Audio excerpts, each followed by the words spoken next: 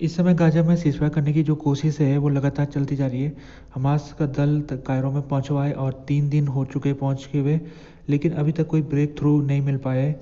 दो Egyptian official ने AP news channel को बताया कि हमास ने एक प्रपोजल प्रेजेंट किया है और ये जो प्रपोजल है इसको इसराइल के साथ डिस्कशन में लाया जाएगा। हमास लगातार वो टाइम लगा रहा है और तीसरा दिन हो चुका है आज के दिन, और कल चौथा दिन होगा। और जैसे जिस प्रकार से ये हमास की कोशिश ये है कि वो अपना जो बात है उसको इजरायली डेलीगेशन तक रखना चाहता है, लेकिन इजरायली डेलीगेशन कायरो में नहीं पहुंचा था। इसराइल की भी यहाँ पर कुछ जिम्मेदारी है निगोशिएशन को डिले करने में। पहली बात ये है कि इसराइल ने अपना जो डेलीगेशन है उसको यहाँ नहीं भेजा। दूसरा ये है कि उसने इस निगोशिएशन को अपनी अपनी पूरी मंजूरी अभी तक नहीं दी है, और जो भी यहाँ पर हमास जो निगोशिएशन करेगा मीडिएटरों के साथ उसको इसराइल के पास सौंपना है फिर। और इसराइल ने अपनी तरफ से कह रखा कि पहले हमको जो लिस्ट हॉस्टेजेस की चाहिए जो हमास छोड़ेगा। दूसरा उन्होंने ये कहा है कि जो हमास की डिमांड पहले रही है जिसमें हमास ने कहा है कि ये परमानेंट सीज फायर होनी चाहिए, इसराइल ने कहा है हम इसको किसी भी कीमत में नहीं मानने वाले। तो ये जो अभी निगोशिएशन हो रही है, तो निगोशिएशन के ऊपर जो बाइडन का भी कमेंट आया है। जो बाइडन ने हमास को कहा है कि हमास तुरंत इस निगोशिएशन को कंप्लीट करे, और ये जो डील है ये रमज़ान शुरू होने से पहले हो जानी चाहिए। तो यहाँ पर अभी ये जो डील है ये लगभग इसके जो फ्रेमवर्क है वो कुछ इस प्रकार है कि ये जो डील 6 हफ्तों के लिए होगी है, और ये 6 हफ्तों में ये जो रमज़ान का पीरियड है वो कवर होगा इसमें, और उस दौरान लड़ाई गाजा में बंद होगी। साथ में जो हमास है वो 40 इसराइली हॉस्टेजेस को छोड़ेगा। बदले में इसराइल लगभग 400 फिलिस्तीनी कैदियों को छोड़ेंगे अपनी जेल से। और साथ में जो हमास ने कह रखा कि यहाँ पर जो ह्यूमैनिटेरियन एड है उसको बढ़ाना है, 500 ट्रक डेली गाजा के अंदर निकलने चाहिए सप्लाई लेके। तो ये कुछ फ्रेमवर्क है जो कि अभी हमास ने इसमें जो एक रोड़ा है वो ये है कि हमास ने कहा है कि जो ये सीज़ फायर होगा ये 6 हफ्तों के लिए नहीं होगा बल्कि परमानेंट सीज़ फायर होना चाहिए। जबकि इसराइल का कहना ये है कि ये जो सीज़ फायर पीरियड है ये 6 हफ्ते से ज़्यादा नहीं बढ़ेगा। उसके बाद फिर से इसराइल ने यहाँ पर ग्राउंड ऑफेंसिव करना है इस इलाके में। अभी यूएस इलेक्शन होने वाले, प्रेसिडेंशियल इलेक्शन, उसमें जो नॉमिनी है रिपब्लिकन पार्टी की तरफ से डोनाल्ड ट्रंप, उनका स्टेटमेंट गाजा की लड़ाई के ऊपर आ गया है। उनसे जब पूछा गया ट्यूसडे के दिन कि आप इसराइल के कैंप में हो कि आप शामिल, उन्होंने कहा हाँ बिल्कुल मैं इसराइल के कैंप में हूँ।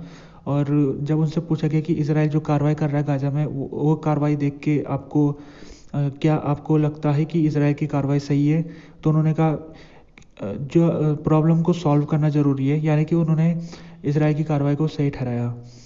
वर्ल्ड फूड प्रोग्राम WFP इसने आज के दिन 14 ट्रक को भेजा था सप्लाई लेकर गाजा के इलाकों में, लेकिन इसराइल की सेना ने इन ट्रक कन्वाई को रोक दिया बीच रास्ते में और वापस भेज दिया।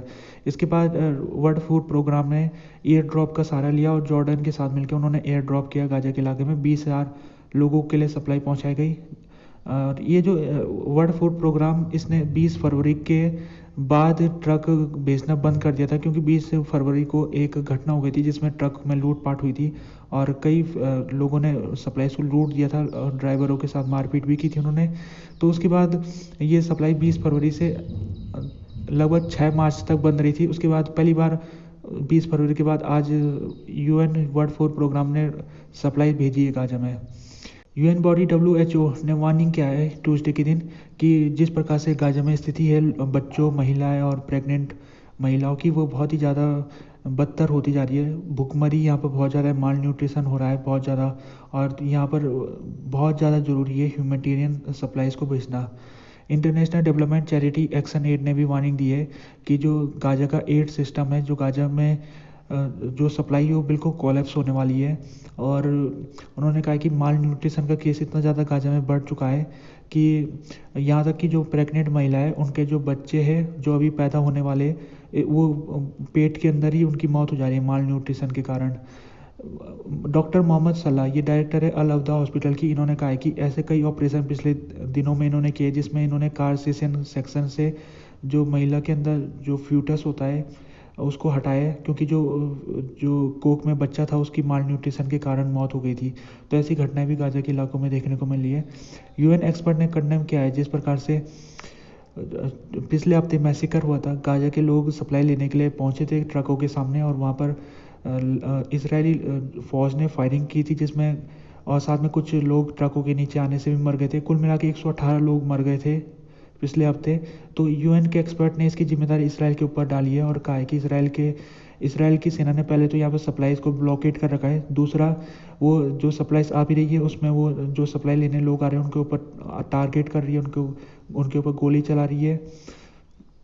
डॉक्टर तेद्रोस एधनोम घेब्रेयेसस, ये डायरेक्टर जनरल WHO के, इन्होंने एक वीडियो पोस्ट किया है सोशल मीडिया में, जिसमें इन्होंने जो माल न्यूट्रिशन की कंडीशन है गाजा में उसके ऊपर ये वीडियो पब्लिश हुई है। और इसमें उन्होंने मैसेज दिया है कि जो बच्चे बमबारी से बच तो पाए, लेकिन अभी उनमें भुखमरी के कारण वो अब उनकी स्थिति लगभग उसी तरह है जिस तरह कोई एक व्यक्ति जो युद्ध में है, जो लड़ाई में है, उसी तरह से स्थिति सभी लोगों की हो रखी है यहाँ पर।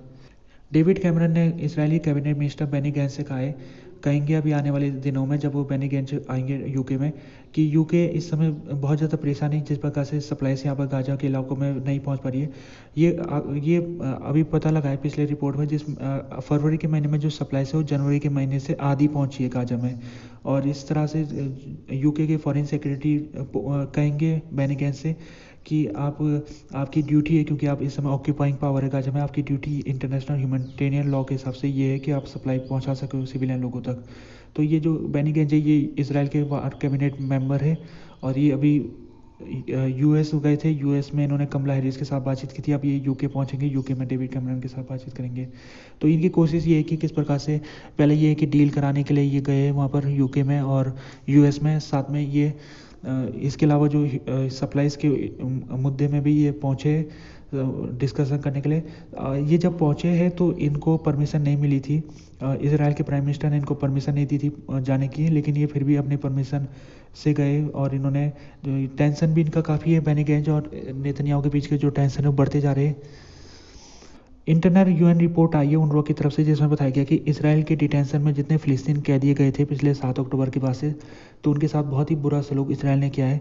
लगभग 4000 लोगों को इसराइल ने गिरफ्तार किया है 7 अक्टूबर के बाद से। तो उन लोगों के साथ इसराइल सेना ने जैसे उनके टॉर्चर किया है, उनको मारपीट की हुई है, उनके साथ उनके डॉग अटैक यानी कुत्तों से उनके ऊपर हमला कराया गया है और सेक्सुअल असल्ट हुआ है। ये जो रिपोर्ट है ये UNRWA की तरफ से आई है, और UNRWA ने कहा है कि लगभग 1000 लोगों को इसराइल ने छोड़ दिया है, और उनके साथ इंटरव्यू करके ये बात पता लगी कि उनके साथ इस तरह से सलूक हुआ था जब वो जेल के अंदर थे। और ये UNRWA की रिपोर्ट के बाद इसराइल ने इसको रिपोर्ट को डिनाई किया है और कहा है कि ऐसा कोई घटना या ऐसे कोई टॉर्चर वाली पॉलिसी हमारी नहीं है। कनाडा ने फैसला किया है कि UNRWA की फंडिंग को रोकेगा। UNRWA के ऊपर कई देशों ने अभी फंडिंग में रोक लगा दी थी जब UNRWA के बारे में खबर मिली थी कि UNRWA के साथ लगभग जुड़े हुए 12 लोगों ने हमास के साथ मिलकर अटैक किया था। तो UNRWA के ऊपर ये रिपोर्ट आने के बाद इस UNRWA की फंडिंग को कई देशों ने रोक दिया था, जिसमें US, UK, कनाडा, जर्मनी और कई देश थे। तो उसके बाद UNRWA की फंडिंग लगभग ना के बराबर जारी थी, और UNRWA ने कहा था कि हमको अगर फंडिंग वापस हमारी बहाल नहीं की गई तो हम काम नहीं कर पाएंगे। तो कई देशों ने UNRWA की फंडिंग को जारी करना शुरू कर दिया है।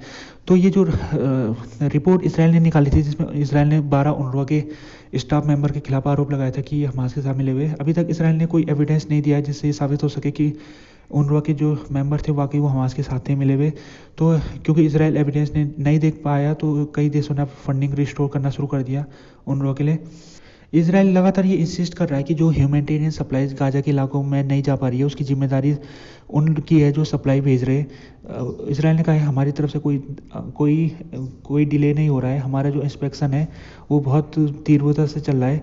ये इसराइल के सिमोन फ्रीडमैन, ये स्पोक पर्सन है इसराइली कोकेट यूनिट के, इन्होंने कहा कि इसराइल पहले से ज़्यादा इंस्पेक्शन कर रहा है, और इशू ये है कि जो ऑर्गेनाइजेशन सप्लाई भेज रहे हैं उनको अपनी कैपेसिटी को बढ़ाना पड़ेगा, और उनको ही अगर वो सप्लाई अपनी कैपेसिटी को बढ़ा सके तो हमारी तरफ से कोई दिक्कत नहीं है।